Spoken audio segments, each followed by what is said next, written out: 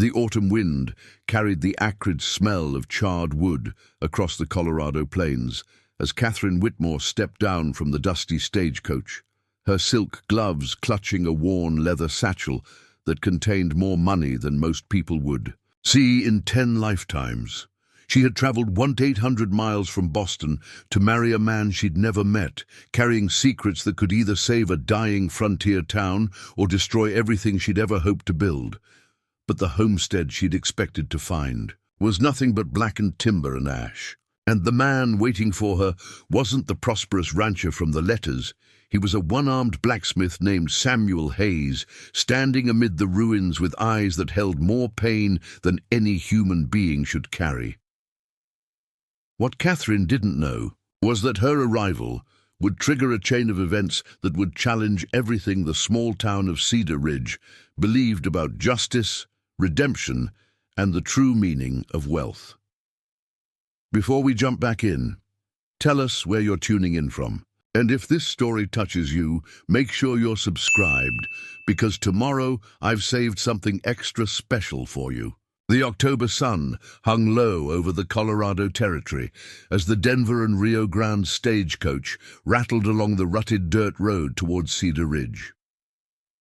Catherine Elizabeth Whitmore pressed her face to the small window, watching the endless expanse of golden prairie grass bend in waves beneath the autumn wind.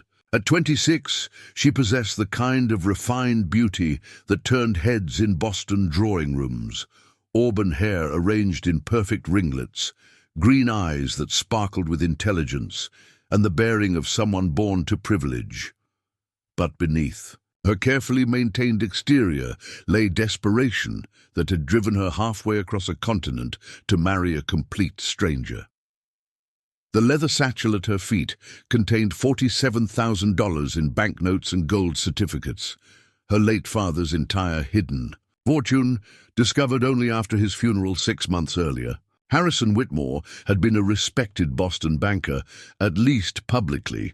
What Catherine had learned from his private papers was that he'd been quietly funneling money from corrupt railroad deals into secret accounts, planning to disappear west. Before his partners realized how much he'd skimmed from their ventures, his sudden death from a heart attack had left Catherine with a choice: expose her father's crimes and face the social destruction that would follow, or disappear herself before his partners came looking for their missing money. The mail-order bride advertisements in the Boston Herald had seemed like divine providence, a chance to start over in a place where Harrison Whitmore's reputation couldn't follow her. Thomas Brennan's letters had painted Cedar Ridge as a thriving cattle town with endless opportunities for investment and growth. He described himself as a successful rancher with 2,000 head of cattle and plans to expand into mining and railroad development. His photograph showed a handsome man in his 30s with kind eyes and a confident smile. Most importantly, he'd mentioned needing a business partner as much as a wife, someone with education and capital to help build something lasting. Catherine had responded cautiously at first, then with growing enthusiasm, as Thomas's letters revealed. An intelligent, ambitious man who shared her dreams of building something meaningful on the frontier. When he'd proposed marriage and suggested she bring investment capital to help expand his operations, it had seemed like the perfect solution to her impossible situation. Now, as the stagecoach crested a small hill and Cedar Ridge came into view, Catherine felt her stomach tighten with nervous anticipation. The town was smaller than she'd expected, maybe 30 buildings scattered along a single main street, with a few hundred souls at most. But it looked prosperous enough, with a solid-looking bank, a well-maintained general store, and several businesses that suggested economic activity. The stagecoach pulled up in front of Murphy's Hotel, a 2-story wooden building that dominated the center of town. As Catherine gathered her belongings, she noticed several townspeople stopping their activities to stare at the new arrival. Word traveled fast in small towns, and clearly her impending marriage to Thomas Brennan was public knowledge. "End of the line, miss," called the driver. a weathered man named Jake Morrison, who'd maintained a respectful distance during the 3-day journey from Denver. Cedar Ridge, Colorado Territory. Catherine accepted his assistance, stepping down from the coach, her fashionable traveling dress drawing even more attention from the gathering crowd. She wore deep blue wool with intricate embroidered details, clearly expensive and completely impractical for frontier life, but she'd wanted to make a good impression on her future husband. "Mrs. Whitmore?" A woman's voice called from the hotel porch. Catherine turned to see a tall, angular woman in her 50s, approaching with a concerned expression. She wore a simple brown dress and had the calloused hands of someone accustomed to hard work. "I'm Martha Murphy. I run the hotel here. I need to speak with you privately." Something in Martha's tone made Catherine's chest tighten with foreboding. "Is something wrong? I'm here to meet Thomas Brennan. We're to be married tomorrow." Martha's face creased with sympathy. "Mrs. Whitmore, perhaps we should go inside. There's been developments since you left Boston." Catherine allowed herself to be led into the hotel's modest lobby, her mind racing with possibilities. Had Thomas changed his mind? Had he discovered something about her father's business dealings? The satchel containing her fortune suddenly felt impossibly heavy. "Mrs. Whitmore," Martha began gently, "Thomas Brennan died 3 weeks ago. There was a fire at his ranch. A terrible accident with a kerosene lamp. The whole homestead burned to the ground. Tom tried to save his cattle, but—" She shook her head sadly. "He didn't make it out." The words hit Catherine like a physical blow. She sank into a wooden chair, her carefully maintained composure cracking. "Dead. But his last letter was dated only a month ago. He was planning our wedding, talking about the future." "Tom was a good man," Martha continued. "The whole town mourned his passing. He'd been looking forward to your arrival for months, telling everyone about his educated bride from Boston who was going to help him expand his operations." Catherine stared at the floor, trying to process this devastating news. She was stranded in a frontier town with no connections, no home to return to, and a fortune that belonged to criminals who would eventually come looking for it. What happened to his property, his cattle? "That's where things get complicated," Martha said, glancing toward the hotel's front window. "Tom had debts, more debts than anyone realized. When he died, his creditors moved fast. The bank foreclosed on what was left of the land, and the cattle were sold to pay off his obligations. There wasn't much left after the fire anyway." Through the window, Catherine could see a man approaching the hotel. He was tall and broad-shouldered, probably in his early 30s, with dark hair and a face that might have been handsome if not for the deep lines of exhaustion and grief etched around his eyes. What struck her most was his left arm, or rather, the absence of it. His left sleeve was pinned up at the shoulder, and he moved with the careful balance of someone who'd learned to compensate for missing weight on one side of his body. "That's Samuel Hayes," Martha said, following Catherine's gaze. "He was Tom's closest friend. Sam's been trying to salvage what he could from the burned homestead, looking for anything that might have survived the fire." Samuel Hayes pushed through the hotel's front door, bringing the smell of wood smoke and honest work with him. His remaining hand held a blackened piece of metal that might once have been a picture frame. When he saw Catherine, he stopped short, his dark eyes taking in her expensive dress and obvious distress. "You must be Catherine Whitmore," he said quietly. His voice carried a slight Irish accent, softened by years in America. "Tom talked about you constantly. I'm Samuel Hayes. I was Tom's business partner."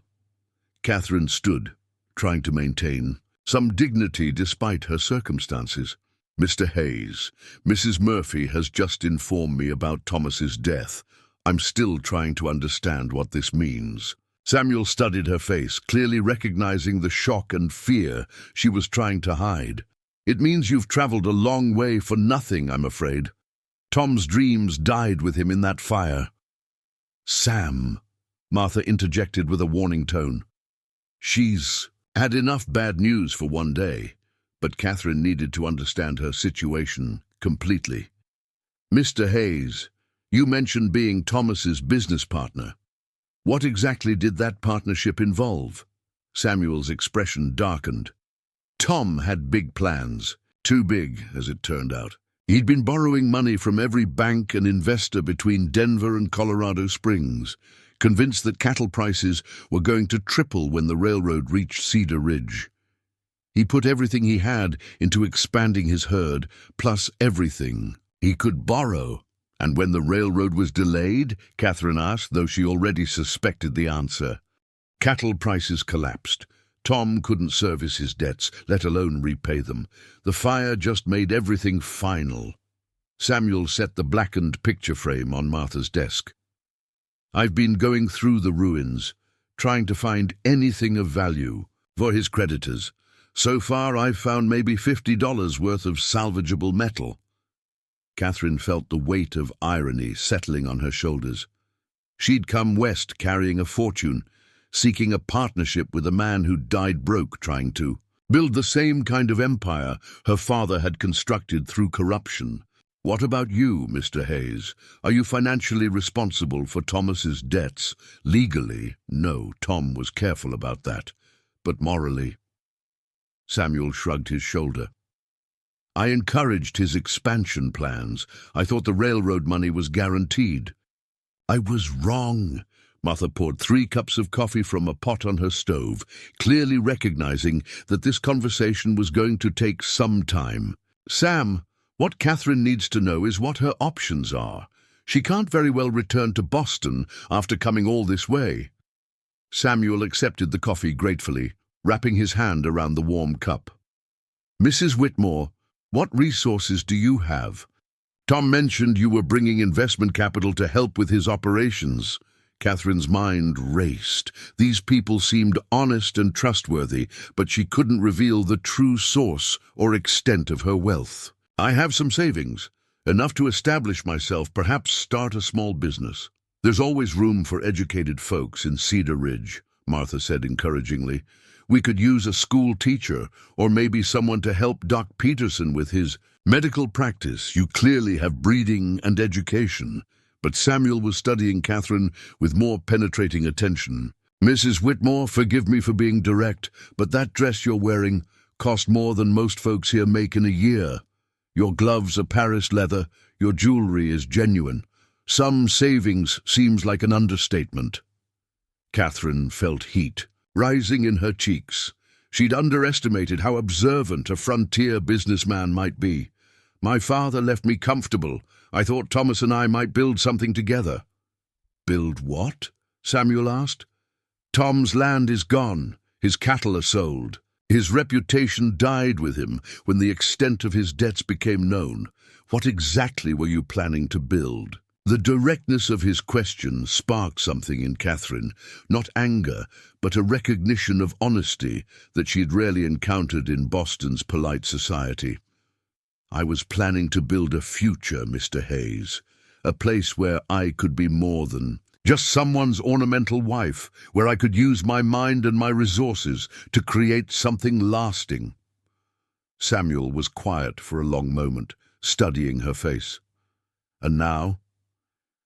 Now I'm a woman alone in a town where I know no one, where the man I came to marry is dead, and where apparently everyone thinks I'm too wealthy for my own good. Catherine met his gaze steadily. What would you do in my situation, Mr. Hayes? I'd be honest about what I had and what I wanted, Samuel replied. Because in a town this size, secrets don't stay secret long. People are going to wonder about a woman who can afford to travel first class from Boston, but claims to have only some savings. Martha nodded approvingly. Sam's right. Cedar Ridge isn't Boston. We look out for each other here, but we don't tolerate folks who aren't straight with us. Catherine felt a moment of decision approaching, the kind of moment that would determine the course of her entire future. She could continue lying, maintain her secrets, and remain forever an outsider. Or she could trust these strangers with at least part of the truth and risk everything on their integrity. "You're right," she said finally. "I have more than savings, substantially more. My father was successful in his business dealings. When he died, he left me with resources that could rebuild what Thomas lost, if applied correctly." Samuel leaned forward slightly. "How much more?" Catherine took a deep breath. "Enough to buy Tom's land back from the bank, enough to restock his cattle operation, enough to invest in the railroad development that he was counting on."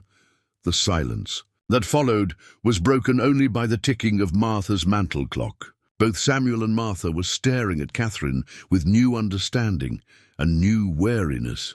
"Mrs. Whitmore," Samuel said carefully, "that kind of money doesn't travel in a lady's satchel. That kind of money has banks and lawyers and legal complications." "Usually," Catherine agreed, "but unusual circumstances sometimes create unusual opportunities." She could see Samuel's mind working, calculating possibilities and risks. Finally, he asked the question she'd been dreading. "What kind of unusual circumstances?"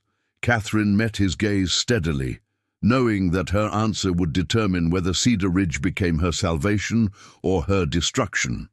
The weight of her father's stolen fortune pressed against her conscience, but the weight of her own desperate need for redemption pressed even harder.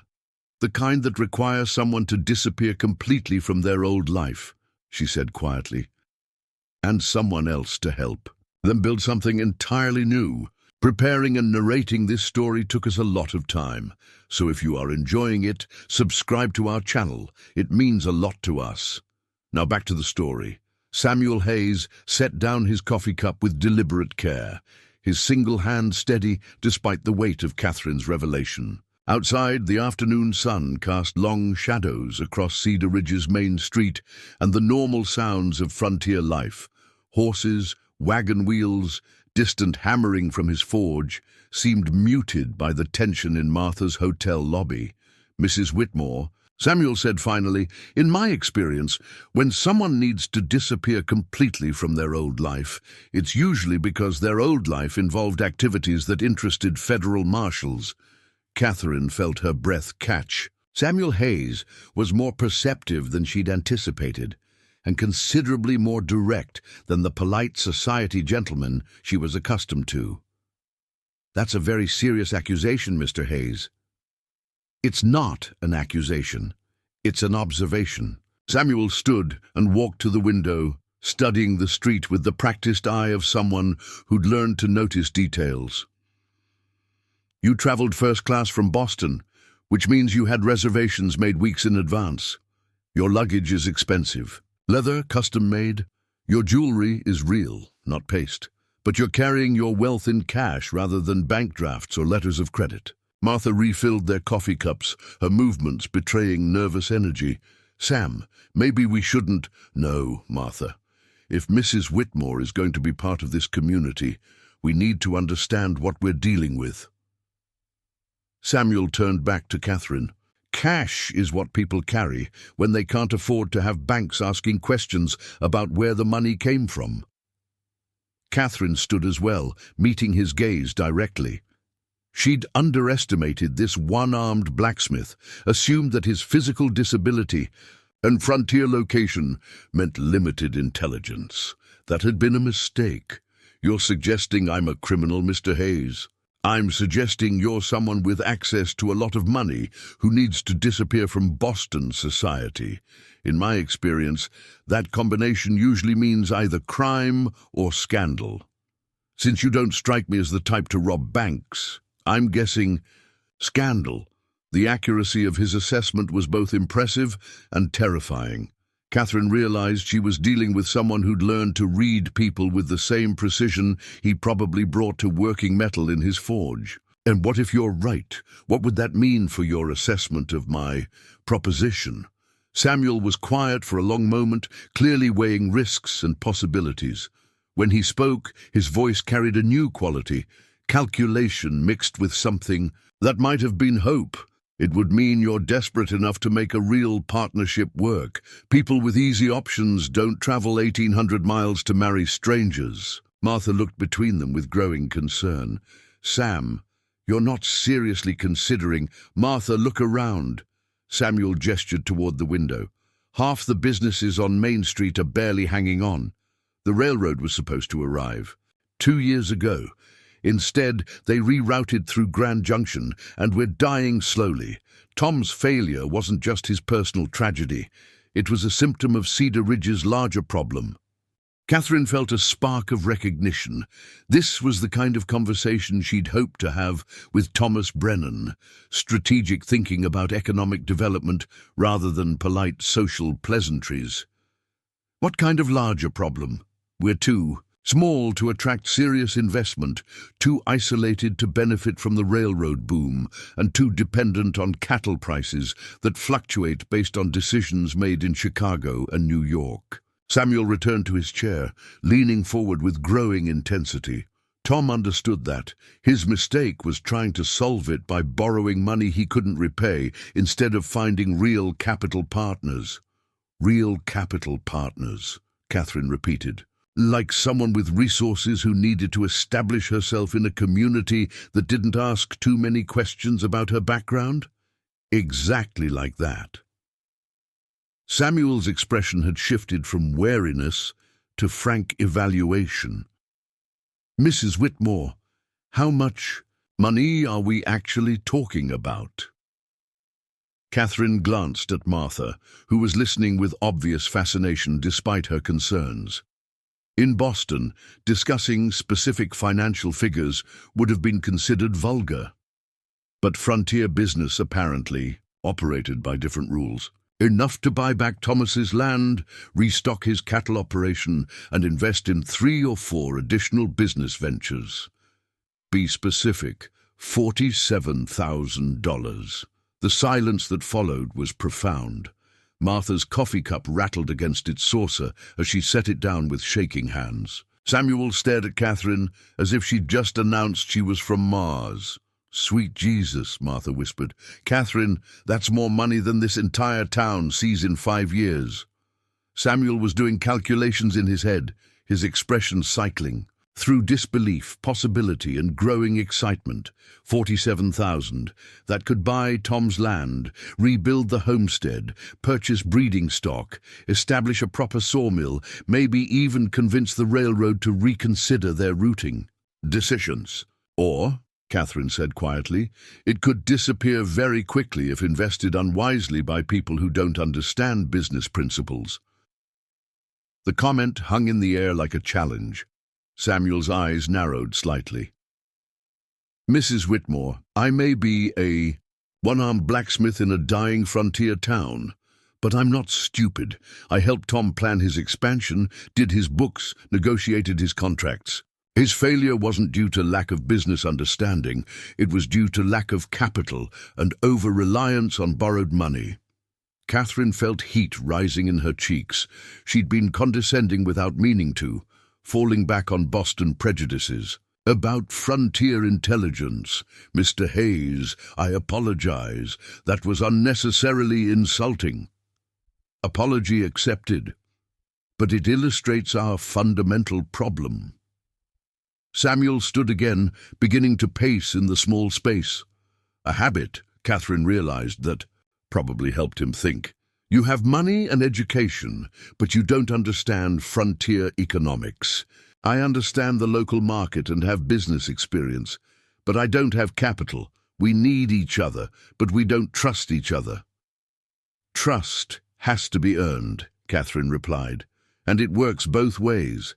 How do I know you won't take my money and disappear? How do I know you're actually competent to manage large-scale investments?" Martha had been following their exchange with growing amazement. "Are you two seriously discussing a business partnership?" "Catherine, you've been in Cedar Ridge for less than 2 hours. "Mrs. Murphy is right," Samuel said. "This is moving very fast. But Mrs. Whitmore, you said yourself that you need to disappear from your old life. That suggests urgency. How much time do we have before whatever you're running from catches up with you?" The question struck at Catherine's deepest fear. Her father's business partners would eventually discover the missing money and begin tracing its movement. Bank records would show large cash withdrawals in Boston, and determined investigators could follow the trail west. Months, perhaps. Maybe. Longer if I'm careful about how I surface the money. Surface it, convert it into legitimate investments that can't be traced back to its original source. Catherine was revealing more than she'd intended, but Samuel's directness was drawing honesty from her. Money has to be laundered through legitimate business activities to become truly safe. Samuel stopped pacing and stared at her. Mrs. Whitmore, you're talking about money laundering. That's not just scandal, that's federal crime. Catherine felt the conversation reaching a critical juncture. She could retreat into vague explanations and polite deflection, or she could trust these frontier strangers with the truth that could either save her or destroy her. My father was involved in business activities that weren't entirely legal. When he died, he left me with resources that technically belonged to other people. I can either return that money and face the consequences of his actions, or I can use it to build something legitimate and worthwhile. What kind of consequences? Martha asked quietly. Social destruction, financial ruin, possible criminal charges as an accessory. Catherine's voice was steady, but her hands trembled slightly. My father's business partners were powerful men who won't hesitate to destroy anyone who threatens their interests. Samuel was studying her with new intensity. And you chose to run rather than face those consequences. I chose to try to build something good from something bad. Catherine met his gaze directly. I could have returned to Boston society, played the grieving daughter, and eventually married someone appropriate, while my father's crimes were quietly covered up. Instead, I chose to take his stolen money and try to use it for legitimate purposes. Legitimate purposes? Like what? Catherine stood and walked to the window, looking out at Cedar Ridge's struggling main street. Like rebuilding a dying town. Like creating jobs for people who need them. Like proving that stolen money can be transformed into honest prosperity. Samuel joined her at the window. And if your father's partners find you, then I face whatever comes. Catherine's voice carried quiet determination. But at least I'll have tried to do something worthwhile with my life instead of just being another ornamental Boston socialite. Samuel was quiet for several minutes, clearly weighing enormous risks against equally enormous opportunities. When he spoke, his voice carried new resolve. Mrs. Whitmore, I'm going to make you a proposition. But first, I need you to understand what you'd be getting into. I'm listening. Cedar Ridge isn't just struggling, it's dying. Without the railroad, we don't have sustainable economic development. Without sustainable economic development, families leave businesses close and eventually the town disappears. Samuel pointed toward various buildings on the main street. Johnson's grain store is 3 months behind on his mortgage. The Hendersons who run the dry goods shop are talking about moving to Denver.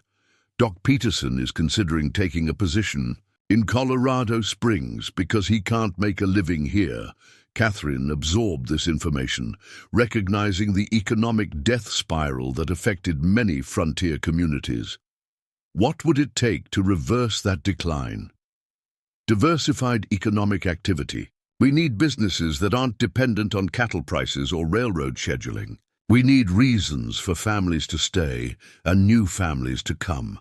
Samuel's voice carried growing excitement as he warmed to the subject. A proper sawmill could supply lumber to growing communities throughout the territory. A grain mill could process crops from surrounding farms.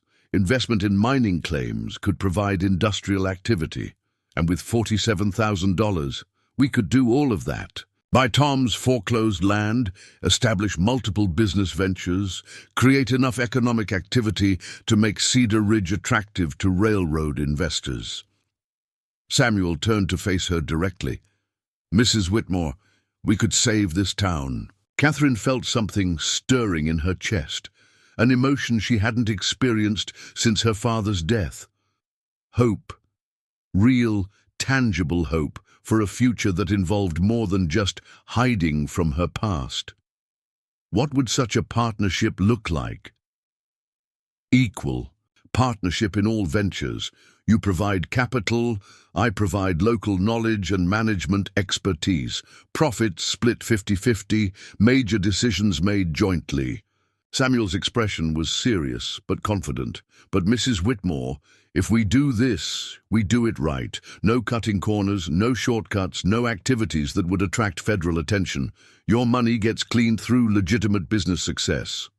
Martha had been listening with growing amazement. Sam, are you seriously proposing to go into business with a woman you met 2 hours ago? Martha, I'm proposing to go into business with someone who has the resources to save Cedar Ridge and the motivation to make it work. Samuel's gaze remained fixed on Catherine. The question is whether Mrs. Whitmore is willing to trust a one-armed blacksmith with her future. Catherine studied Samuel's face, looking for signs of deception or hidden agenda. What she saw was intelligence, determination, and something else: integrity. This man had evaluated her situation, understood the risks, and was offering genuine partnership rather than trying to take advantage of her desperation. Mr. Hayes, she said finally, I have one condition. What's that? We start with Tom's land. We rebuild his homestead properly, establish it as our base of operations. Catherine's voice carried new strength. I came here to marry Thomas Brennan and build a future with him. He's gone, but the dream doesn't have to die with him. Samuel extended his hand. Partners. Catherine looked at his calloused, work-hardened hand, so different from the soft, manicured hands of Boston gentlemen. This handshake would commit her stolen fortune to the dreams of a one-armed frontier blacksmith and bind her fate to a dying Colorado town. She grasped his hand firmly. Partners. The morning sun painted the Colorado plains in gold and amber as Catherine Whitmore stood at the edge of what had once been Thomas Brennan's homestead. 3 days had passed since her handshake agreement with Samuel Hayes, and now she faced the reality of what $47,000 could and couldn't accomplish. On the frontier, the devastation was more complete than she'd imagined. Where photographs had shown a sturdy 2-story farmhouse, neat outbuildings, and fenced pastures, only blackened timber skeletons remained. The barn was a twisted mass of charred beams and melted metal. Even the well had been contaminated by ash and debris, rendering it unusable. Samuel emerged from the ruins of what had been Tom's workshop, his shirt already stained with soot despite the early hour. In his remaining hand, he carried a leather-bound ledger that had somehow survived the fire, its pages singed but still readable. Tom's record books, Samuel explained, wiping ash from the cover. This one goes back 3 years. It tells us exactly what we're dealing with. Catherine accepted the ledger, careful not to let her silk gloves touch the blackened cover. Even after 3 days in Cedar Ridge, she hadn't adapted her wardrobe to frontier realities. What does it tell us? That Tom's debt situation was worse than I thought.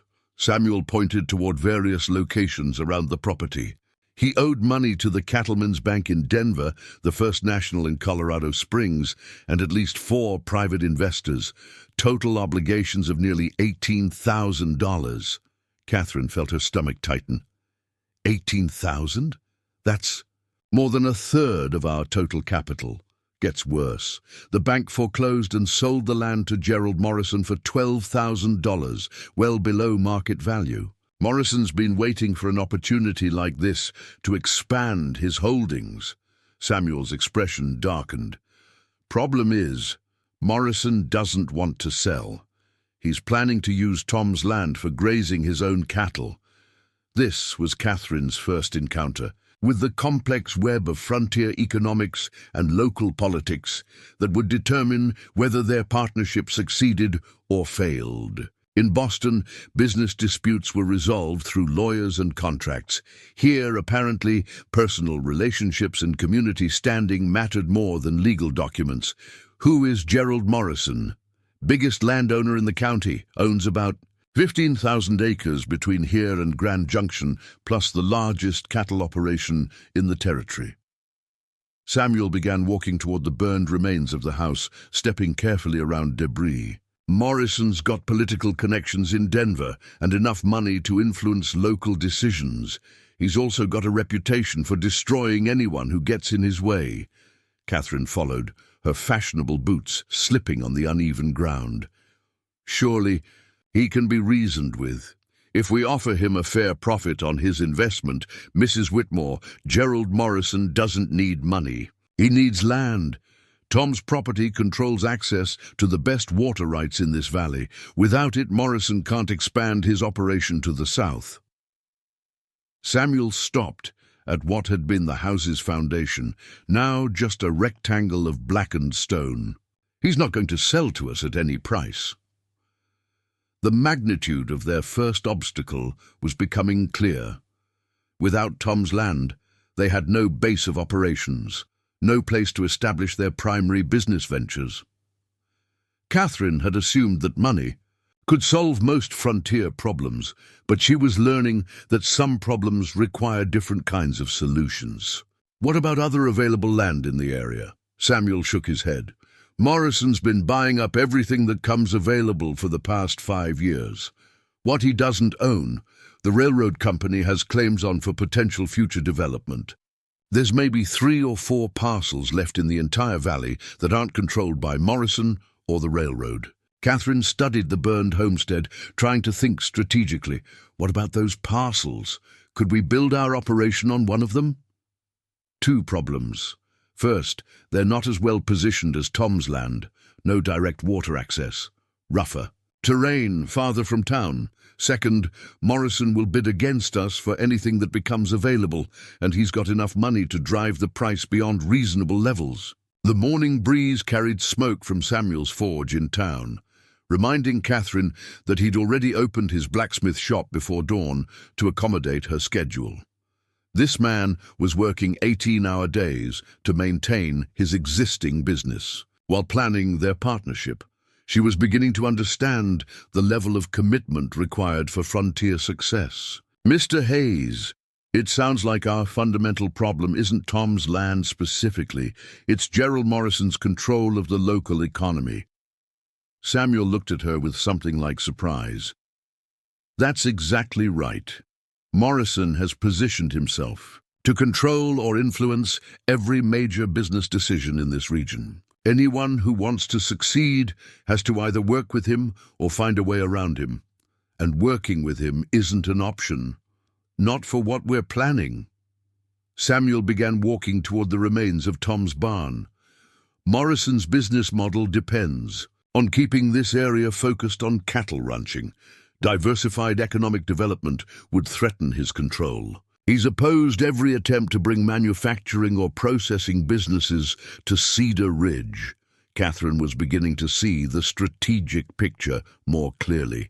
Gerald Morrison wasn't just a business competitor. He was a systematic opponent of the kind of economic development that could save Cedar Ridge. Has anyone ever successfully challenged his influence? A few have tried. Jim Patterson opened a grain mill 3 years ago, planned to process crops from small farms throughout the valley. Morrison bought out Patterson's suppliers, undercutting him until he went bankrupt. Samuel's voice carried bitter experience. Sarah Jenkins tried to establish a dressmaking business, figured she could serve ranch wives and town ladies. Morrison convinced his foreman's wives to boycott her, claiming she was too uppity for Cedar Ridge. The pattern was clear.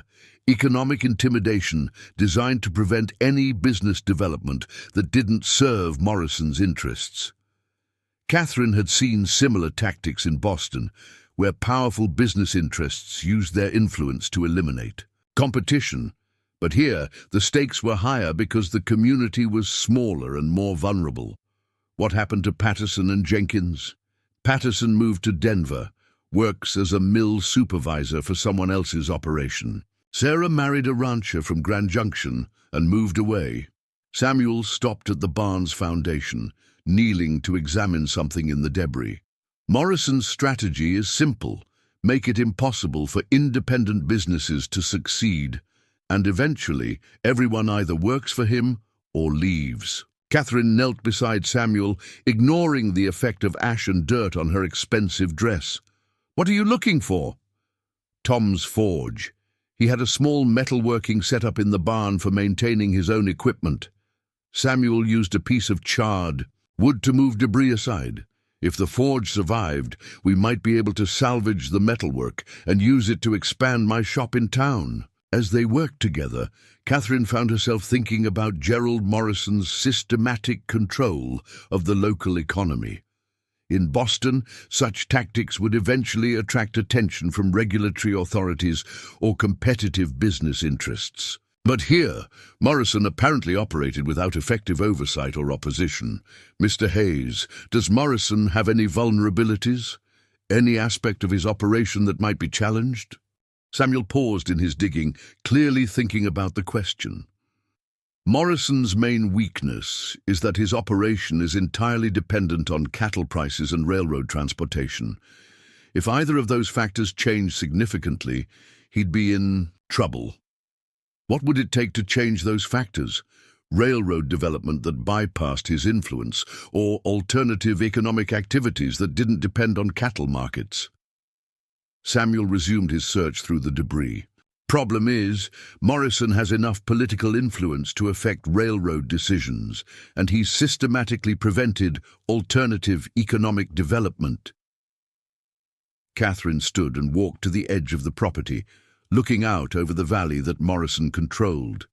In the distance, she could see cattle grazing on land that had once belonged to independent ranchers like Tom. Morrison's economic stranglehold was visible across the entire landscape. "What if we didn't challenge Morrison directly?" she said, thinking aloud. "What if we found a way to work around his influence entirely?" Samuel looked up from his digging. "What do you mean?" "I mean, what if we established our business operations somewhere that Morrison doesn't control, but close enough to serve Cedar Ridge?" Catherine turned back toward Samuel, her mind working through possibilities. What about land outside Morrison's? Sphere of influence but still accessible to the town? There's not much available. Morrison's been very thorough about acquiring strategic properties. Samuel stood, brushing ash from his knees. "Wait, there might be one possibility." "What?" "The old mining claims up in Copper Canyon, about 10 miles north of town, rough terrain, but there's water and timber. The claims were abandoned when the veins played out, but the land rights might still be available." Catherine felt a spark of excitement. What would it take to acquire those rights? Research at the county courthouse, probably a trip to Denver to check federal mining records. But Mrs. Whitmore, that's mountain country. Building anything substantial up there would be expensive and difficult. More expensive than paying Gerald Morrison's inflated prices for land he doesn't want to sell. Samuel was quiet for a moment, clearly evaluating the possibility. "You're talking about establishing a base of operations 10 miles from town, in terrain that's challenging even for experienced frontiersmen. Are you prepared for that kind of hardship?" Catherine looked down at her silk dress and impractical boots, then at the calloused hands and work-hardened physique of her business partner. "Mr. Hayes, 3 days ago I was a Boston socialite planning a comfortable marriage to a prosperous rancher. Today I'm discussing mining claims and mountain construction projects. I think I'm prepared for more hardship than either of us realizes." As if summoned by their conversation, the sound of approaching horses reached them across the prairie. Catherine turned to see 3 riders approaching the burned homestead, one man in expensive clothes, mounted on a magnificent black stallion, flanked by 2 rough-looking companions who had the bearing of hired muscle. Gerald Morrison, Samuel said quietly, his voice carrying new tension, and he's brought company. Catherine felt her heart rate increase as she realized their first real test was approaching. Morrison had clearly learned about their presence at Tom's land and decided to assert his authority. The next few minutes would determine whether their partnership could survive its first direct confrontation with the local power structure.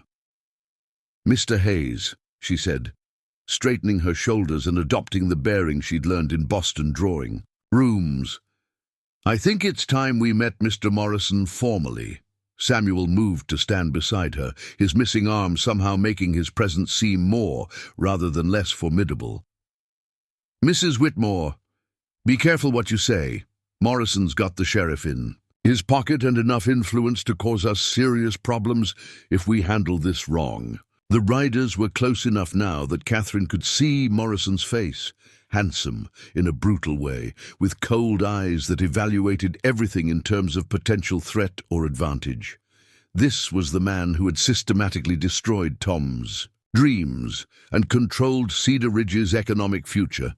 As Morrison reined his horse to a stop 20 feet away, Catherine realized that everything about their partnership would be tested in the next few minutes. Their ability to work together, their courage under pressure, and their commitment to the dreams they'd shaken hands on 3 days earlier. "Mr. Hayes," Morrison called out, his voice carrying casual authority. "I hear you've been showing Tom's property to potential buyers. I thought I made it clear that this land isn't for sale." Samuel stepped forward slightly, positioning himself between Catherine and Morrison's men. "Mr. Morrison, this is Mrs. Catherine Whitmore. She was engaged to marry Tom before he died." Morrison's gaze shifted to Catherine, evaluating her with the same cold calculation he probably used to assess cattle or land prices. "Mrs. Whitmore, I'm sorry for your loss. Tom was a good man who made some unfortunate business decisions." Catherine felt the weight of Morrison's attention and realized that her response would set the tone for everything that followed. She could be intimidated, diplomatic, or defiant. The choice would determine not just this conversation, but the future of their partnership and Cedar Ridge itself. Catherine Whitmore drew herself up to her full height, channeling every lesson in deportment and social authority her Boston finishing school had provided. Gerald Morrison might control the Colorado Territory's cattle industry, but he had never faced a woman trained to navigate the treacherous social waters of New England high society. "Mr. Morrison," she said, her voice carrying the kind of polite steel that could cut glass, "how thoughtful of you to ride out personally to express your condolences. I'm sure Thomas would have appreciated your concern for his welfare while he was still alive to benefit from it." The subtle barb hit its mark. Morrison's eyes narrowed slightly, recognizing that this fashionably dressed Eastern woman wasn't going to be intimidated by his usual tactics. His two companions shifted in their saddles, hands moving instinctively closer to their sidearms. "Mrs. Whitmore, I think there may be some misunderstanding about your situation here." Morrison's tone remained cordial, but Catherine caught the underlying threat. "Tom's property has been legally foreclosed and sold. There's nothing here for potential buyers to purchase." Samuel stepped forward, his single hand hanging loose at his side, but his posture radiating controlled tension. "Mr. Morrison, Mrs. Whitmore isn't here as a buyer. She's here as Tom's intended widow, paying her respects to his memory." "Of course." Morrison's smile was cold and calculating. "Though I understand she's been asking questions about property, values and business opportunities in Cedar Ridge. That suggests interests beyond paying respects." Catherine realized that Morrison had sources of information throughout the small town, probably including Martha Murphy's hotel. Any conversation, any inquiry, any business discussion was being reported back to him within hours. The level of surveillance and control was more sophisticated than she'd expected from a frontier cattle baron. Mr. Morrison, I'm curious about something, Catherine said, adopting the conversational tone she'd used in Boston drawing rooms to deliver devastating social cuts. How does a man become so concerned with controlling every aspect of a community's economic development? It must require tremendous dedication to monitor every visitor, every conversation, every potential business opportunity. Morrison's facade of politeness slipped slightly. Mrs. Whitmore, I protect my investments and my community's interests. Cedar Ridge has prospered under stable leadership and traditional economic activities. Prospered? Catherine gestured toward the burned homestead. Mr. Morrison, from what I've observed, Cedar Ridge is dying. Half the businesses on Main Street are struggling, families are leaving, and the town has been passed over for railroad development. If this is prosperity, I'd hate to see what decline looks like. One of Morrison's companions, a hard-faced man with a prominent scar across his left cheek, leaned forward in his saddle. Lady, you might want to watch your tone. Mr. Morrison's done more for this territory than Jake. Morrison's single word carried enough authority to silence his man immediately. But Catherine had learned something valuable from the exchange. Morrison's control was maintained through a combination of economic pressure and physical intimidation. Samuel had caught the same implication. Mr. Morrison, are you threatening Mrs. Whitmore? I'm offering friendly advice. Morrison's tone remained superficially cordial. The frontier can be dangerous for people who don't understand local customs and established relationships. Newcomers sometimes make unfortunate mistakes. Catherine felt a chill that had nothing to do with the morning breeze. Morrison was being very careful to avoid explicit threats, but his meaning was clear. She was beginning to understand why Tom's other potential competitors had left Cedar Ridge or been driven out of business. Mr. Morrison, she said, her voice carrying new resolve, I appreciate your concern for my welfare. Perhaps you could clarify something for me. What specific local customs should I be aware of? What established relationships are most important to understand? Morrison studied her face, clearly trying to determine whether she was being genuinely naive or subtly defiant. Mrs. Whitmore, Cedar Ridge thrives because we work together toward common goals. Business ventures that serve the community's established interests are welcomed and supported. Activities that work against those interests tend to encounter difficulties. And who determines what serves the community's established interests? The question hung in the air like a gunpowder charge, waiting for a spark. Samuel tensed beside Catherine, recognizing that she was pushing Morrison toward an explicit admission of his control over the town's economic life. Morrison's smile became genuinely predatory. Mrs. Whitmore, the community's leaders naturally have more experience and better information for making such determinations. People who've invested their lives and fortunes in Cedar Ridge's development. People like yourself, among others. Morrison's tone suggested the conversation was approaching its conclusion. Mrs. Whitmore, I'm sure you have many decisions to make about your future plans. I hope you'll consider carefully before committing to any particular course of action. Catherine recognized the dismissal and the veiled threat contained within it. Morrison expected her to retreat, to accept his authority and either conform to his wishes or leave Cedar Ridge entirely. Instead, she decided to test the limits of his control. Mr. Morrison, I'm actually very interested in your success here. Building a cattle operation of your scope must have required overcoming significant obstacles. Catherine's tone was conversational, almost admiring. I'm curious about your expansion strategies. How does someone acquire so much land in such a competitive market? The question was designed to probe Morrison's methods while maintaining a facade of innocent curiosity.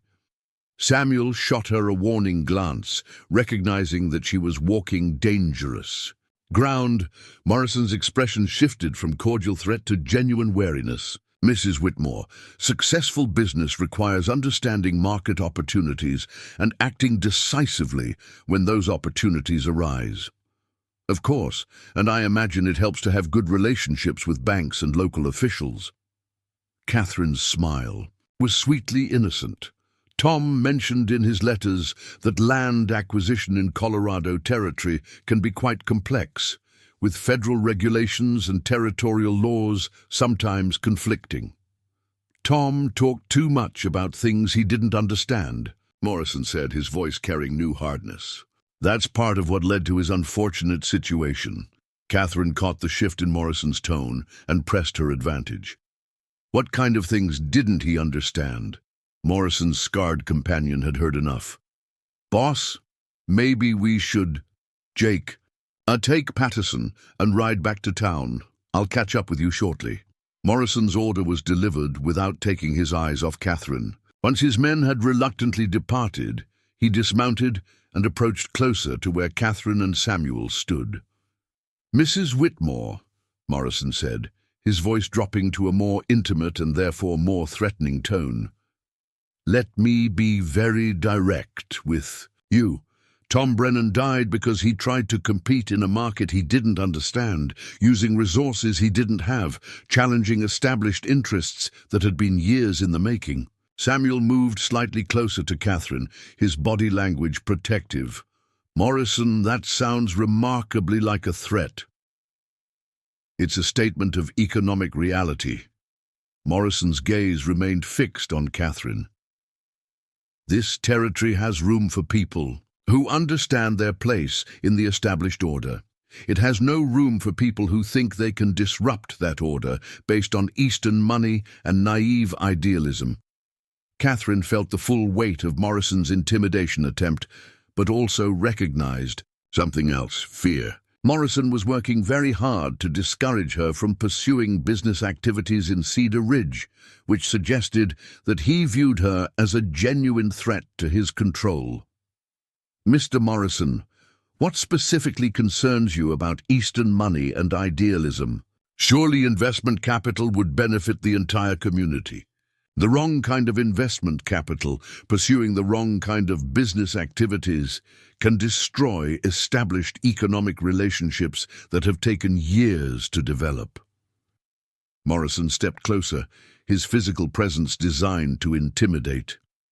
Mrs. Whitmore, I'm trying to save you from making expensive mistakes, and if I choose to make those mistakes anyway. Morrison was quiet for a long moment, clearly weighing how explicit he could afford to be with his threats.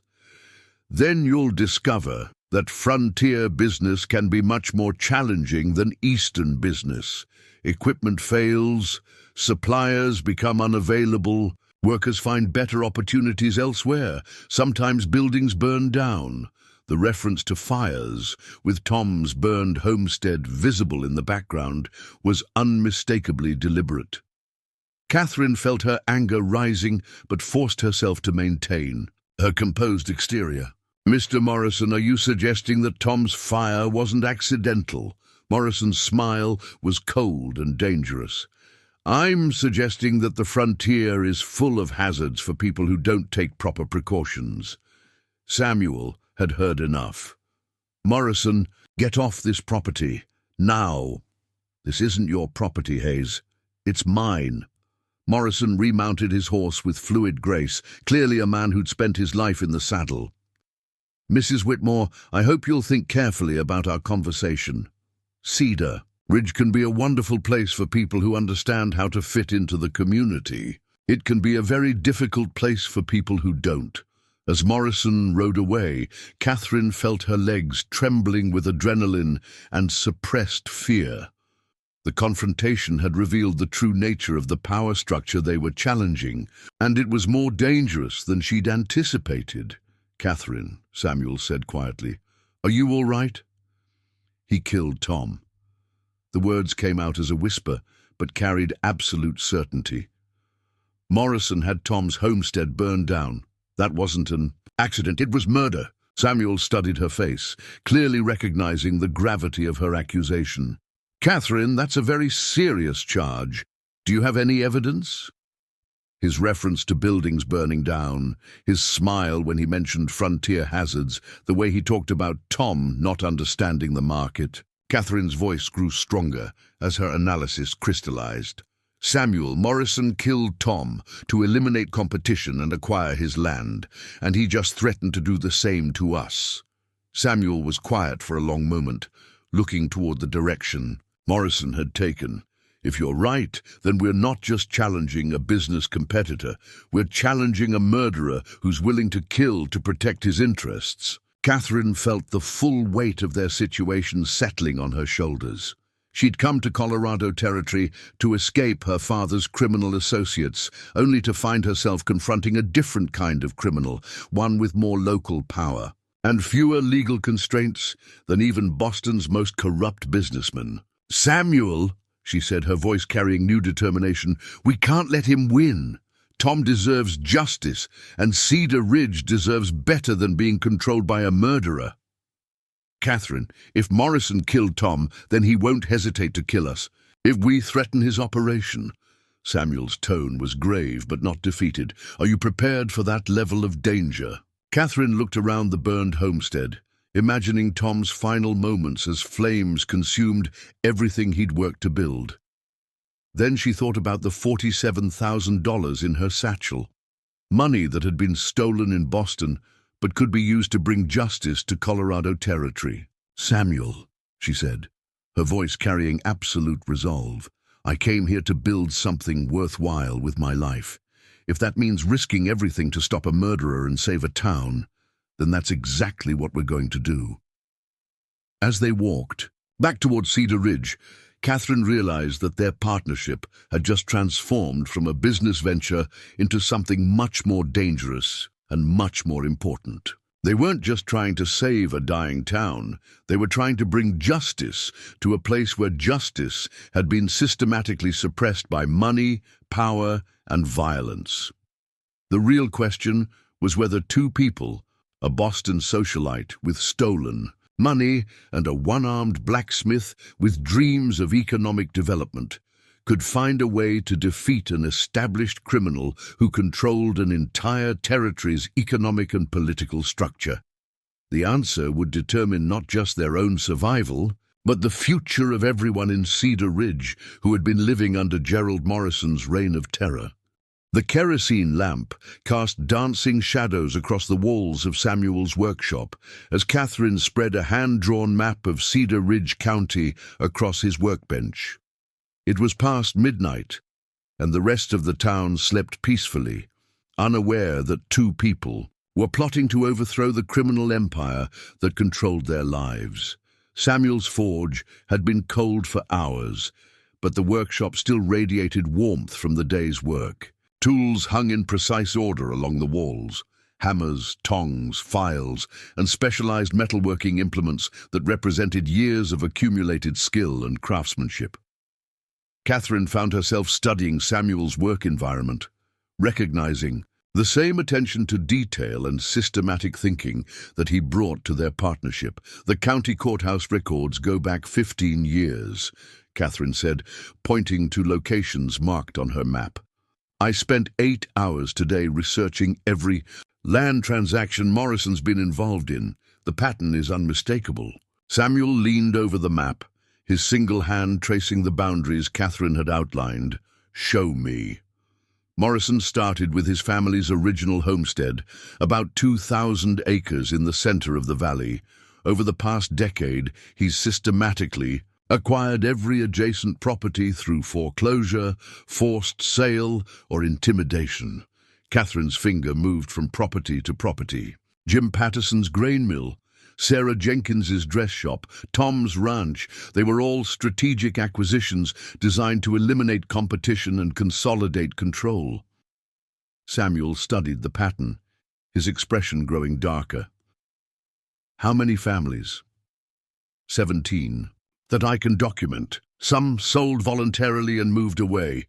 Others were foreclosed on after their businesses failed under suspicious circumstances." Catherine pulled out a ledger she'd compiled during her courthouse research. Samuel, Morrison hasn't just been acquiring land, he's been destroying lives, systematically. And the local authorities? Catherine's research had uncovered this disturbing truth as well. Sheriff Bradley owes Morrison $12,000 in personal loans. Judge Harrison bought his ranch from Morrison at well below market value. The bank president's daughter is engaged to Morrison's nephew. She looked up from her notes. Samuel, Morrison owns the entire legal system in this county. Samuel walked to his forge and began banking the coals. A nightly ritual that Catherine had learned meant he was thinking through complex problems. Catherine, if Morrison controls the sheriff, the judge, and the bank, how do we challenge him legally? We don't. Catherine's answer surprised even herself with its decisiveness. We bypass the local legal system entirely. How? Catherine had spent considerable time developing this strategy, drawing on her father's business methods while avoiding his criminal practices. Federal territorial authority supersedes local jurisdiction. Morrison's been operating as if he's beyond federal oversight, but that's only because no one's reported his activities to territorial authorities. Samuel paused in his work with the forge. You want to bring in federal marshals? I want to build a case that federal authorities can't ignore. Catherine moved to a different section of her map. Morrison's been using mail fraud to manipulate land sales, intimidating federal postal inspectors, and possibly evading territorial taxes on his transactions. Those are federal crimes. And you know this how? Catherine felt heat rising in her cheeks. My father's business activities taught me to recognize certain patterns of financial manipulation. Morrison's using techniques that would attract federal attention in Boston. He's just assuming that Colorado territory is too remote for federal oversight. Samuel finished with his forge and returned to the workbench. Catherine, involving federal authorities is dangerous. If they investigate Morrison, they might also investigate us. Your money, my money, is already committed to this partnership. If federal investigators discover its original source, I'll face those consequences. Catherine met his gaze steadily. Samuel, I came here to build something worthwhile with my life. I can't do that in a community controlled by a murderer. Samuel was quiet for several minutes, clearly weighing enormous risks. What would building a federal case require? Documentation, witnesses, and evidence of interstate criminal activity. Catherine had been developing this plan throughout her courthouse research. I've already documented the pattern of land acquisitions and business failures. We need witnesses willing to testify about Morrison's intimidation tactics, and we need evidence of his federal crimes. Witnesses who are willing to risk Morrison's retaliation. Witnesses who are protected by federal authority. Catherine pulled out another set of notes. Samuel, I've identified at least 6 families who were forced out by Morrison's tactics. They're scattered across Colorado territory and neighboring states, but they're still alive, and they remember what happened to them. Samuel studied her list of potential witnesses. Jim Patterson's in Denver. The Henderson family moved to Kansas. Sarah Jenkins is in Grand Junction. He looked up at Catherine. You want to track down every family Morrison has victimized and convince them to testify against him? I want to offer them something Morrison never did: justice and compensation. Catherine's plan was ambitious, but she believed it could work. We use part of our capital to travel to these families, document their experiences, and offer them financial assistance to resettle in Cedar Ridge if they're willing to testify. That's incredibly risky. If Morrison learns what we're doing, he'll try to stop us, which will provide additional evidence of his criminal behavior. Catherine had thought through this scenario carefully. Samuel, Morrison's strength comes from operating in isolation, controlling information, and preventing his victims from organizing. If we connect his victims and give them federal protection, his power base collapses. Samuel walked to his workshop window, looking out at Cedar Ridge's sleeping Main Street. Catherine, you're proposing a campaign that could take months to execute, and will put us in direct conflict with someone who's already proven he's willing to commit murder. I'm proposing a campaign that could save this town and bring justice to everyone Morrison has victimized. Catherine joined him at the window. Samuel, what's the alternative? We establish a business in Copper Canyon, try to work around Morrison's influence and hope he doesn't burn us out like he did Tom. At least we'd be alive, would we? Morrison sees us as a threat. He made that clear this morning. He's not going to leave us alone just because we're operating 10 miles outside town. Catherine turned to face Samuel directly. We're already in danger. The question is whether we use that danger to accomplish something meaningful. Samuel was quiet for a long time, studying Catherine's face in the lamplight. When he spoke, his voice carried reluctant admiration. Catherine, when you agreed to this partnership, I thought I was getting a business associate with capital to invest.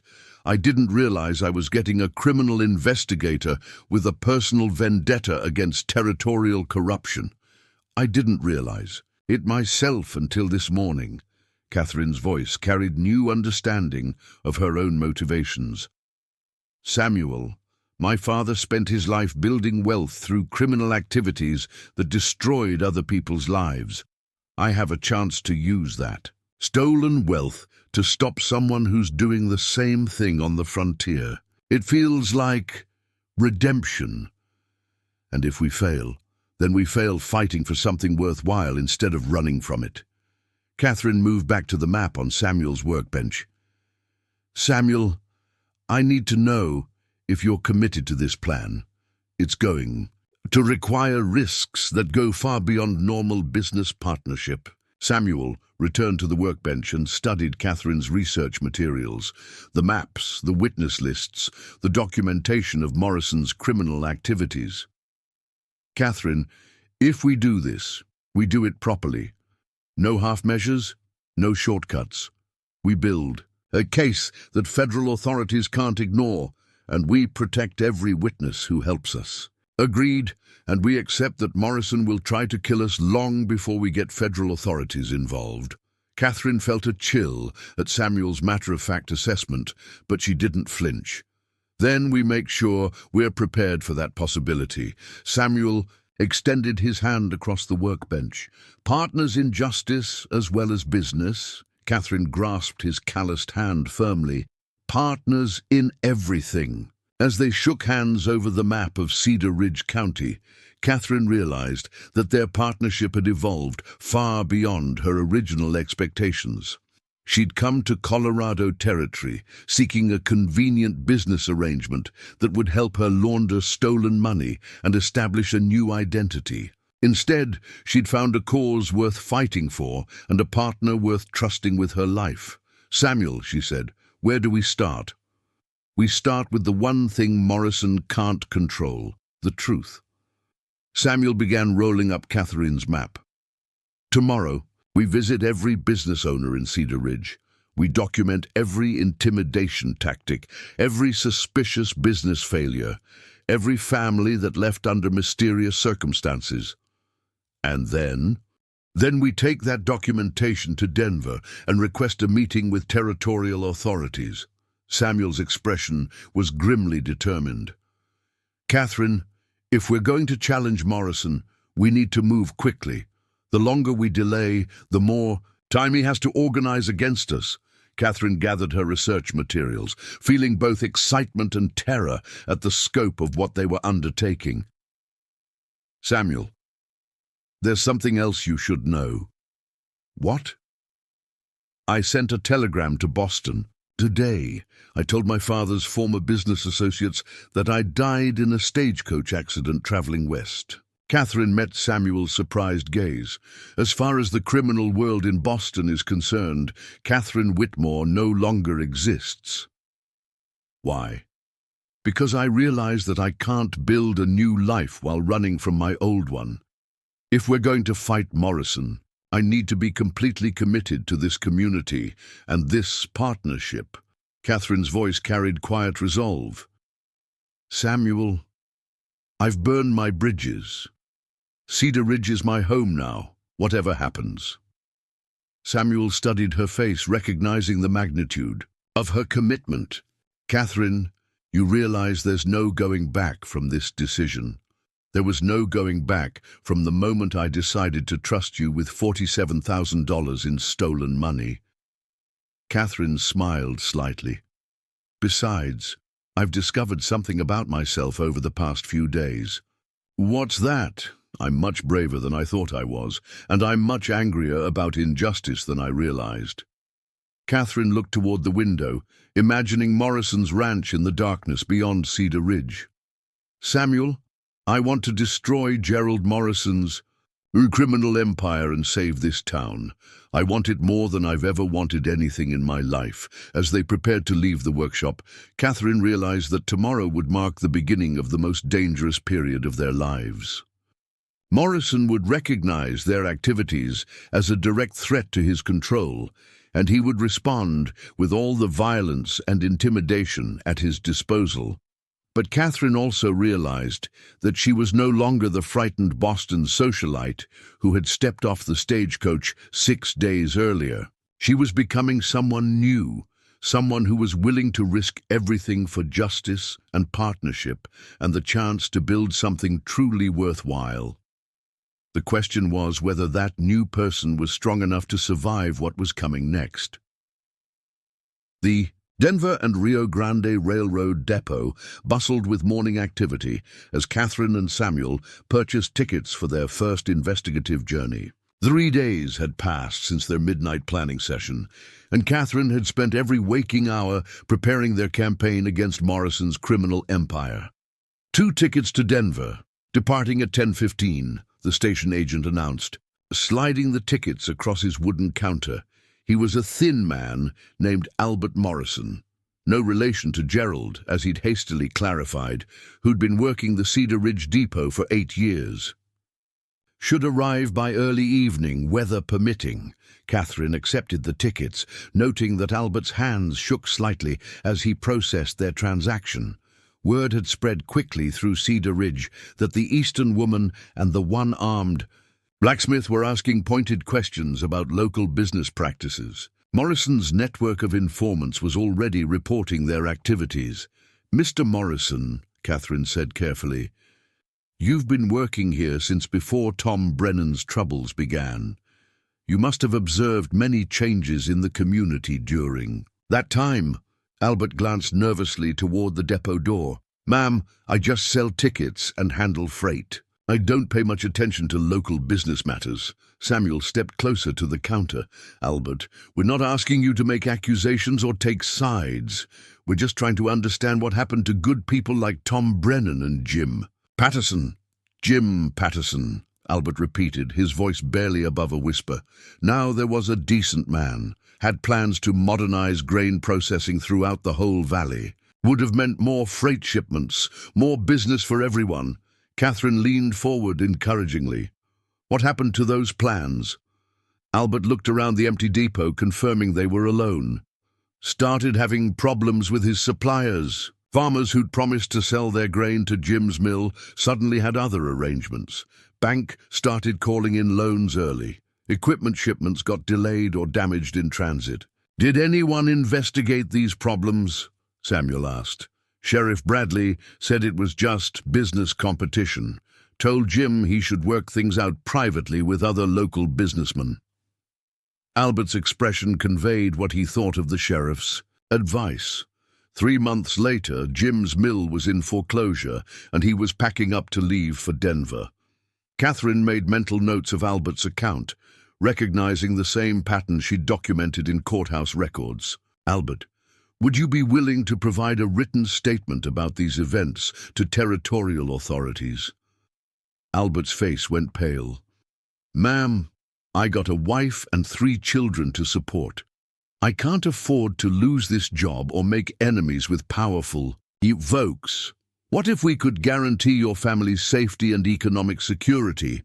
Catherine's offer was carefully calculated. What if we could ensure that testifying about criminal activities actually improved your situation rather than threatening it? Samuel shot Catherine a warning glance, recognizing that she was making promises they might not be able to keep. But Catherine had learned from her father's business methods that successful investigations required offering incentives as well as seeking information. How could you guarantee something like that? Albert asked skeptically. By ensuring that the criminal activities you witnessed are prosecuted by federal authorities who aren't corrupted by local influence. Catherine's voice carried quiet confidence. Albert, we're building a case that will destroy the system of intimidation that's been controlling this community. People who help us will be protected. People who continue to enable criminal activities will face consequences.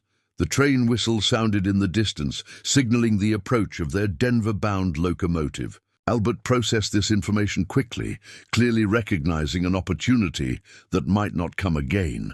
Mrs. Whitmore, if you can really bring federal authorities into this situation, there's something else you should know about. Albert glanced once more toward the door. The mail fraud. Catherine felt her pulse quicken. Mail fraud was a federal offense that would provide exactly the kind of jurisdiction they needed. What kind of mail fraud? Morrison's been intercepting mail addressed to potential business competitors. Letters from suppliers, correspondence with investors, even personal mail from family members back east. Albert's voice dropped to an urgent whisper. He's got an arrangement with someone at the postal sorting facility in Grand Junction. Mail gets delayed, redirected, or sometimes just disappears entirely. Samuel leaned across the counter. Albert, how do you know this? Because I've been documenting missing shipments and delayed correspondence for 2 years. Part of my job is tracking freight and mail delivery problems. Albert pulled out a leather-bound logbook from beneath his counter. This book contains records of every suspicious mail incident I've observed. Catherine stared at the logbook, recognizing its potential. Value as evidence. Albert, would you allow us to copy those records? Ma'am, if you can really bring federal postal inspectors into this situation, you can have the original logbook. I've got copies hidden at my house. Albert's decision seemed to surprise even himself. Mrs. Whitmore, my family's been living in fear for 2 years, watching good people get destroyed by Morrison's tactics. If there's a real chance to stop him, I want to help. The train pulled into the depot with a screech of brakes and a cloud of steam. Catherine and Samuel had minutes to complete their transaction with Albert before departure. Albert will be in Denver for 3 days, meeting with territorial authorities and locating witnesses. When we return, we'll contact you about providing formal testimony. Catherine accepted Albert's logbook, feeling the weight of evidence that could destroy Morrison's mail fraud operation. Can you recommend anyone else in Cedar Ridge who might be willing to cooperate with federal investigators? Albert considered the question carefully. Doc Peterson has been keeping records of suspicious injuries and deaths. Martha Murphy at the hotel has documentation of threatening conversations she's overheard. Bill Johnson at the grain store has been tracking suspicious supply disruptions. Catherine realized that Morrison's victims had been quietly documenting his crimes for years, waiting for someone with the resources and courage to organize their testimonies into a coherent legal case. Albert spread the word carefully to those people. Tell them that federal authorities will be interested in their documentation. As they boarded the train, Samuel expressed concern about Catherine's promises to Albert. Catherine, you're making commitments about federal protection and prosecution that we might not be able to deliver. Samuel, we have to give people hope that their cooperation will be worthwhile. Catherine settled into their train compartment, Albert's logbook secure in her traveling bag. Besides, we're not making empty promises. We have the resources and determination to see this through. The train departed Cedar Ridge, carrying them toward Denver and their first crucial meeting with territorial authorities. Catherine spent the journey reviewing her investigation materials, property records, witness lists, financial documentation, and now Albert's evidence of mail fraud. "Samuel," she said as Colorado planes rolled past their window, "look at what we've accomplished in just 1 week. We've documented Morrison's pattern of criminal activity, identified multiple witnesses, and uncovered federal crimes that provide jurisdiction for prosecution." Samuel was reading Albert's mail delivery logbook, his expression growing darker with each page. "Catherine, this is worse than we realized. Morrison hasn't just been intimidating local competitors. He's been systematically sabotaging any outside communication that might threaten his control, which means he's vulnerable to federal prosecution on multiple charges." Catherine felt excitement building as she recognized the strength of their developing case. Mail fraud, interstate intimidation, conspiracy to violate federal postal regulations. Any one of those charges could result in territorial intervention, assuming we can convince territorial authorities to investigate. Catherine had been preparing for this challenge throughout their planning phase. "Samuel, I've arranged to meet with 3 different territorial officials in Denver. Federal Marshal Robert Harrison, Territorial Attorney General William Chang, and Postal Inspector Margaret Walsh." Samuel looked surprised. "How did you arrange high-level meetings so quickly?" "By mentioning that I have evidence of federal crimes affecting interstate commerce and territorial development." Catherine's Boston business education was proving valuable in unexpected ways. Federal officials take such allegations seriously, especially when they involve systematic criminal activity in frontier territories. The train began its descent toward Denver, revealing the growing city spread across the Colorado landscape. Catherine felt a mixture of excitement and nervousness as she prepared to present their case to federal authorities, who had the power to either support their investigation or dismiss their allegations as local business disputes. "Samuel," she said, gathering her materials as the train approached Denver's Union Station, "everything depends on the next 3 days. If we can convince federal authorities to investigate Morrison, we've won. If we can't, then we return to Cedar Ridge and face Morrison's retaliation without federal protection." Samuel's assessment was grimly accurate. "Catherine, are you ready for those stakes?" Catherine looked at Albert's logbook, thinking about all the families Morrison had destroyed through intimidation and criminal manipulation. "Samuel, I'm ready to risk everything to stop him. The question is whether federal authorities are ready to enforce their own laws in Colorado territory." As their train pulled into Denver's bustling Union Station, Catherine realized that their investigation had reached its critical juncture. The next 3 days would determine whether they could transform their documentation of Morrison's crimes into federal action that would destroy his criminal empire and save Cedar Ridge. The weight of $47,000 in stolen money, the lives of Morrison's victims, and the future of an entire frontier community now rested on their ability to convince territorial authorities that Gerald Morrison represented a federal criminal threat that demanded immediate intervention. Walking through Denver's crowded station toward their first meeting with Federal Marshal Harrison, Catherine felt the full magnitude of the responsibility she'd accepted when she shook hands with Samuel Hayes over that map of Cedar Ridge County. Justice for Tom Brennan, protection for Morrison's future victims, and redemption for her father's stolen fortune all depended on what happened in the next 72 hours. The territorial courthouse in Denver was the imposing granite structure that represented federal authority across the entire Colorado territory. Catherine Whitmore climbed its marble steps at precisely 2 o'clock, carrying a leather portfolio containing evidence that could either destroy Gerald Morrison's criminal empire or result in her own prosecution for possessing stolen money. Federal. Marshal Robert Harrison's office occupied the 3rd floor, with windows overlooking Denver's rapidly expanding downtown district. Harrison himself was a tall, lean man in his 50s, with graying hair and the weathered face of someone who'd spent decades enforcing federal law across the frontier territories. "Mrs. Whitmore, Mr. Hayes," Harrison said, gesturing for them to sit in leather chairs facing his massive oak desk.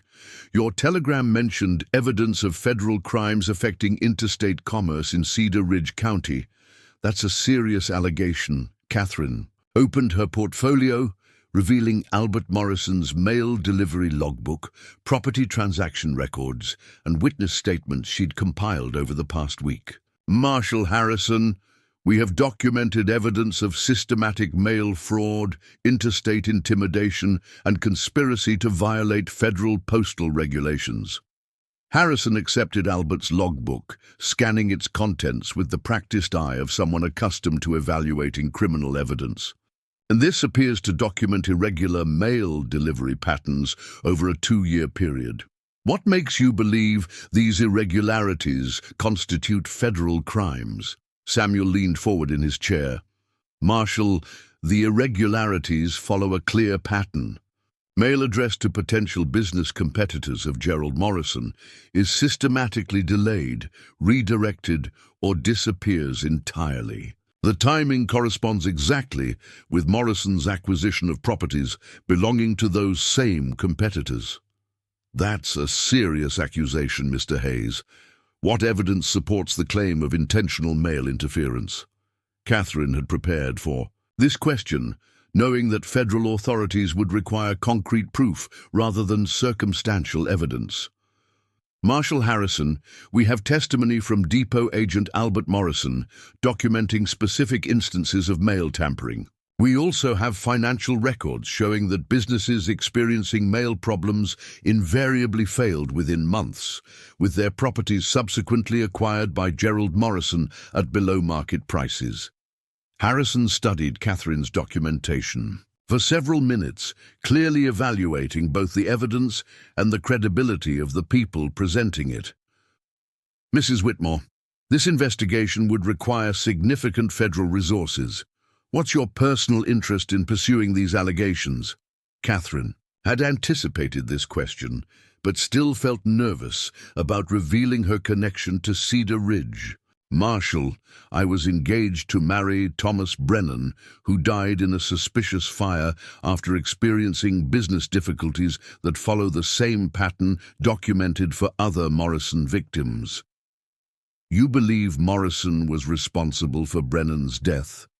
"Believe Morrison has been systematically eliminating business competition through criminal activities that fall under federal jurisdiction." Catherine's voice carried quiet conviction. "Marshal Harrison, Gerald Morrison has turned Cedar Ridge County into his personal criminal empire, using federal mail systems to sabotage his competitors and local law enforcement to prevent investigation of his activities." Harrison walked to his office window, looking out over Denver's bustling streets. "Mrs. Whitmore, federal intervention in local business disputes requires clear evidence of interstate criminal activity. What you've presented suggests possible mail fraud, but proving intentional criminal conspiracy is more complex." Samuel stood and joined Harrison at the window. "Marshal, what would constitute sufficient evidence for federal investigation?" "Testimony from multiple witnesses, documentation of specific criminal acts, and evidence of interstate impact." Harrison turned back to face Catherine. "Mrs. Whitmore, how many witnesses are prepared to provide sworn testimony about Morrison's criminal activities?" Catherine felt her heart rate increase as she recognized the critical nature of Harrison's question. "We've identified 17 families who were victimized by Morrison's tactics. 6 have agreed to provide testimony if they receive federal protection. The others are afraid of retaliation. And the interstate impact? Morrison's mail fraud operation has affected correspondence and business transactions across Colorado Territory and neighboring states. Catherine pulled out a map showing the geographic scope of Morrison's activities. Marshall Harrison, his criminal enterprise extends far beyond local jurisdiction. Harrison returned to his desk and began examining Catherine's map and supporting documentation. Mrs. Whitmore, Mr. Hayes, I'm going to be direct with you. Federal investigation of territorial criminal activities is politically sensitive. Local officials don't appreciate federal interference in what they consider local matters. Catherine felt a chill of concern. Marshall Harrison, are you saying federal authorities won't investigate documented federal crimes because of political considerations? I'm saying federal authorities investigate carefully and thoroughly before committing resources to territorial criminal cases. Harrison's tone remained professional, but carried an undertone of warning. Mrs. Whitmore, your allegations against Gerald Morrison are serious. If they're accurate, Morrison will face significant federal charges. If they're inaccurate or exaggerated, you could face charges for filing false reports with federal authorities. Samuel stepped forward. Marshall, Harrison, what would convince you that our allegations are accurate? Harrison considered the question carefully. Additional evidence from independent sources, corroboration of your testimony from law enforcement officials outside Morrison's influence, and financial documentation proving interstate criminal conspiracy. Catherine realized that their meeting with Harrison was a test. Federal authorities were evaluating both their evidence and their commitment to pursuing the investigation despite significant risks. Marshall Harrison, we're prepared to provide all of those things. What we need is assurance that federal authorities will act on evidence of federal crimes. Mrs. Whitmore, if you provide sufficient evidence of federal criminal activity, federal authorities will investigate and prosecute accordingly. Harrison's tone carried official commitment, but I must warn you, if Morrison is as dangerous as you suggest, your investigation activities will put you in considerable personal danger. We're already in danger, Catherine replied. Morrison has made it clear that he considers us a threat to his criminal operation. Our choice is between accepting that danger while fighting for justice or accepting it while doing nothing. Harrison nodded approvingly. Mrs. Whitmore, that's exactly the kind of commitment required for successful federal criminal investigations. Their meeting was interrupted by a knock on Harrison's office door. Marshall Harrison, Postal Inspector Walsh, is here for your 3 o'clock appointment. Margaret Walsh entered the office, a stern-looking woman in her 40s, wearing the dark blue uniform of the Federal Postal Inspection Service. She carried herself with the authority of someone accustomed to investigating mail fraud across the frontier territories. Inspector Walsh, Harrison said, these are the people I mentioned. Mrs. Catherine Whitmore and Mr. Samuel Hayes from Cedar Ridge. They've brought evidence of systematic mail fraud in their community. Walsh studied Catherine and Samuel with penetrating attention. I've reviewed your preliminary reports, Mrs. Whitmore. Mail fraud is a serious federal offense that the Postal Service investigates aggressively. Catherine felt hopeful that Walsh's expertise would strengthen their case. Inspector Walsh, we have documentation showing that mail addressed to specific individuals has been systematically intercepted and redirected over a 2-year period. Walsh accepted Albert's logbook from Harrison, examining its contents with professional interest. This appears to be comprehensive documentation maintained by a Postal Service employee. How did you obtain these records? The depot agent in Cedar Ridge has been documenting irregular delivery patterns as part of his official duties, Samuel explained. He's willing to provide sworn testimony about his observations. Walsh continued studying the logbook, her expression growing more serious with each page. Mrs. Whitmore, if these records are accurate, they document federal crimes that could result in lengthy prison sentences for the perpetrators. Catherine felt excitement building as she recognized Walsh's professional engagement with their evidence. Inspector Walsh, what would be required to initiate a formal Postal Service investigation? Sworn testimony from the postal employee, corroborating evidence from affected customers, and documentation of the interstate impact of the mail fraud operation. Walsh looked up from the logbook. Mrs. Whitmore, the Postal Service has resources and authority to investigate mail fraud independently of local law enforcement cooperation. This was exactly what Catherine had hoped to hear. Federal postal inspection could bypass Morrison's corruption of local authorities entirely. Inspector Walsh, how quickly could such an investigation begin? If your evidence supports formal charges, postal inspectors could be deployed to Cedar Ridge within 2 weeks. Walsh's tone carried official determination. Mrs. Whitmore, mail fraud investigations are thorough and methodical.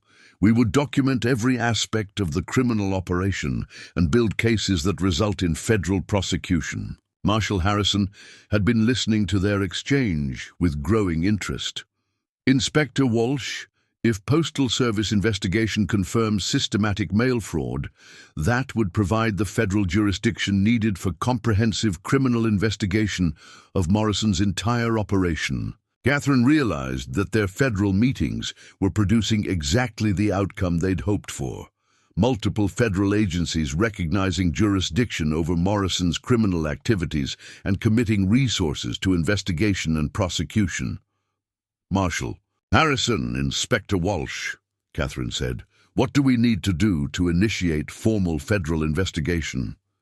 Harrison and Walsh exchanged glances, clearly recognizing the strength of the evidence Catherine and Samuel had presented. Mrs. Whitmore, Harrison said, you need to return to Cedar Ridge and gather the additional testimony and documentation we've discussed. Inspector Walsh will coordinate with my office to develop a comprehensive investigation plan. And our personal safety during this process? Federal witnesses in criminal investigations receive appropriate protection, Walsh assured her. Mrs. Whitmore, once formal investigation begins, anyone who threatens or intimidates federal witnesses commits additional federal crimes. As their meeting concluded, Catherine felt a mixture of triumph and terror.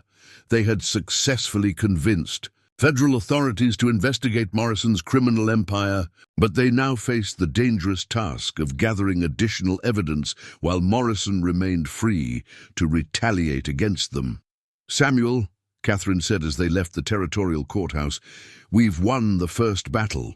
Federal authorities are committed to investigating Morrison. And now comes the dangerous part, Samuel replied grimly, gathering evidence while Morrison knows we're building a federal case against him. Catherine looked back at the imposing courthouse building, representing federal authority that could finally bring justice to Cedar Ridge County. Samuel, we've come too far to turn back now. Morrison's criminal empire is about to face the full force of federal law enforcement. As they walked toward Denver's Union Station for their return journey to Cedar Ridge, Catherine realized that their investigation had reached its most critical and dangerous phase. Federal authorities were committed to prosecuting Morrison, but Catherine and Samuel would have to survive his retaliation long enough for that prosecution to succeed. The next few weeks would determine whether federal justice could reach into Colorado Territory's remote communities, or whether Morrison's criminal empire was too entrenched and too violent for even federal authorities to eliminate. The morning mist clung to the Colorado plains as Catherine Whitmore stood on the newly constructed porch of what had once been Thomas Brennan's burned homestead. 6 months had passed since her confrontation with Gerald Morrison, and the transformation of both the land and the community seemed almost miraculous. Behind her, the sound of construction echoed across the valley, hammers striking nails, saws cutting timber, and voices calling out measurements and instructions. The homestead that Morrison had reduced to ash and ruin now bustled with the activity of Cedar Ridge's first cooperative grain mill, its water wheel turning steadily beside the creek that Tom had once hoped to harness for irrigation. Samuel Hayes emerged from the mill's interior, his face streaked with sawdust but wearing an expression of deep satisfaction. The past months had changed him as much as they'd changed the landscape. His missing arm no longer seemed like a disability, but simply part of who he was. A man who'd learned to build dreams with whatever tools were available. The grinding stones. "Are perfectly balanced," Samuel announced, wiping his hands on a cloth. "Jim Patterson says we'll be processing grain from farms across 3 counties within the month." Catherine smiled at the mention of Jim Patterson, who had returned from Denver with his family to manage the cooperative mill that Morrison's intimidation had once forced him to abandon. "And the railroad spur?" "Construction begins next week. The Denver and Rio Grande finally agreed to extend service to Cedar Ridge, now that we have guaranteed freight volume." Samuel joined Catherine on the porch, looking out over the transformed valley. "Catherine, we've accomplished everything we dreamed of that night in my workshop. Indeed, they had accomplished far more than either had imagined possible. Morrison's arrest by federal marshals had triggered an avalanche of change that swept through Cedar Ridge County like a cleansing flood. His criminal empire, built on intimidation and corruption, had collapsed the moment federal authorities began enforcing laws that Morrison had assumed would never reach Colorado territory. The mail fraud charges alone had resulted in a 20-year federal prison sentence, but those had been merely the beginning. Postal Inspector Walsh's investigation had uncovered evidence of tax evasion, interstate racketeering, and conspiracy charges that ensured Morrison would never again threaten anyone in Cedar Ridge. His ranch and business holdings had been seized by federal authorities and sold at public auction, with the proceeds used to compensate his victims. "Mrs. Hayes," called a familiar voice from the mill yard. Catherine still felt a thrill at hearing her married name, even after 4 months. Martha Murphy approached the porch, carrying a telegram and wearing the satisfied expression of someone whose faith in justice had been vindicated. "A telegram from Denver," Martha announced, handing Catherine the yellow paper. "From Territorial Attorney General Chang." Catherine opened the telegram, reading its contents with growing excitement. "Samuel, the territorial legislature has approved our petition. Cedar Ridge County will receive federal funding for school, construction, road improvements, and economic development programs." The legislative approval represented the final victory in their campaign to transform Cedar Ridge from Morrison's personal criminal empire into a thriving, legitimate community.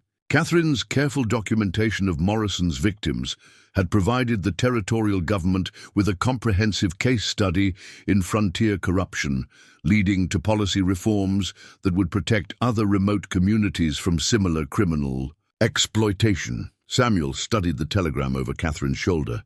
"How much funding?" $50,000 over 3 years, plus guaranteed railroad service and federal postal inspection to prevent future mail fraud. Catherine felt tears of joy and relief stinging her eyes. "Samuel, we've not only saved Cedar Ridge, we've established legal precedents that will protect frontier communities throughout the territory." Their celebration was interrupted by the approach of a familiar figure riding up the creek path. Dr. Elizabeth Peterson, formerly Sarah Jenkins, the dressmaker Morrison had driven out of business, dismounted from her horse with the confident bearing of someone who had reclaimed her place in the community that had once rejected her. Sarah had returned to Cedar Ridge 3 months earlier as the territory's first female physician, having completed medical training in Denver with financial assistance from Catherine and Samuel's development fund. Her medical practice now served the entire county, providing healthcare services that had been desperately needed during Morrison's reign of economic strangulation. "Catherine, Samuel," Sarah called out. "I have news from Grand Junction. The federal court has approved the final victim compensation payments. Every family Morrison drove out of business will receive full restitution plus damages." Catherine felt a deep sense of satisfaction at this news. The victim compensation program had been her personal project, using federal seizure of Morrison's assets to provide justice for everyone his criminal enterprise had harmed. Families scattered across Colorado Territory and neighboring states were finally receiving compensation for years of suffering under Morrison's systematic intimidation. "How many families in total?" Samuel asked. 37 families representing over 200 individuals, Sarah replied. "Some are choosing to return to Cedar Ridge. Others are using the compensation to establish themselves in new communities. But all of them are finally free from the fear and economic devastation Morrison inflicted." As Sarah departed to continue her medical rounds, Catherine reflected on the extraordinary journey that had brought her from Boston socialite to frontier justice crusader. The $47,000 in stolen money that had once represented her father's criminal legacy had been transformed into the foundation for legitimate prosperity that would benefit generations of Cedar Ridge residents. The money had been carefully laundered through their business partnerships, land acquisitions and development projects emerging as clean capital that funded the grain mill, the expanded blacksmith operation, Sarah's medical practice, and a dozen other ventures that provided employment and economic stability for the entire community. "Catherine," Samuel said quietly, "there's something I need to tell you about the money." Catherine felt a moment of concern, wondering if federal investigators had discovered the original source of their investment capital. "What about it?" "I've known from the beginning that your father's money was stolen," Samuel said, his voice carrying gentle understanding rather than accusation. "The way you talked about needing to disappear, the amount of cash you carried, the urgency of establishing legitimate business activities, it was obvious." Catherine stared at her husband, realizing that he had accepted the full truth of her situation without ever demanding explanations or judgments. "You knew, and you still agreed to the partnership?" "Catherine, I knew that whatever your father had done, you were trying to use stolen money to build something honest and worthwhile." Samuel took her hands in his remaining hand. That seemed like exactly the kind of redemption the frontier was designed to provide. Catherine felt tears flowing freely now, overwhelmed by the depth of Samuel's acceptance and the magnitude of the transformation they had accomplished together. "Samuel, do you think we've achieved redemption? Do you think Tom would approve of what we've built on his land?" Samuel looked out over the bustling activity of the grain mill, the expanding town of Cedar Ridge visible in the distance, and the fertile valley that now supported dozens of independent farming families instead of serving as Morrison's personal cattle empire. "Catherine, Tom dreamed of building something that would benefit the entire community rather than enriching a single criminal. I think he would be proud that his death led to justice, and his land became the foundation for legitimate prosperity."